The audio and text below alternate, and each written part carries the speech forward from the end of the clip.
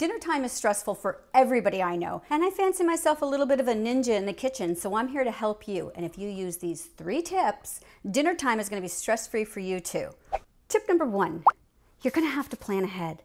Sorry, it's only a little painful until you get used to it, and there are tons of free printable resources online. But what you want to make sure is that it has a spot for breakfast, lunch, and dinner, and I'm going to tell you why. Because when you whip up something like, oh, I don't know, the super easy peasy sloppy mac and cheese on Monday night, you heat that baby up on Wednesday and put it in the kids' thermos for lunch, and there's 2 meals done. Easy peasy. You're welcome. Tip number 2, cook once, eat 3 times. You're in the kitchen anyway, so be efficient.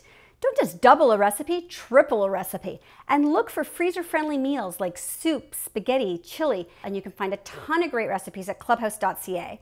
And this is important, how you freeze it is as important as what you're freezing. You want to use glass containers in your freezer like this so that you can see what's in your freezer and you can stack it. When you're using something like this, you want to wrap it with plastic wrap a couple of times before you stack anything on top, and make sure your items are cooled down before you put them in your freezer. You don't want to put a hot dish in your freezer, so make sure it is at room temperature before you put it there.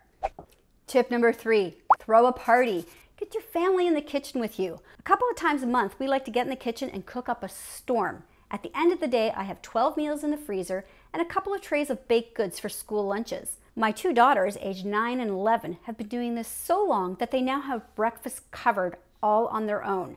They make freezable pancakes, waffles, and French toast, and I'm going to tell you how to do it in an upcoming episode, so make sure you subscribe to the YMC YouTube channel. Thanks for watching.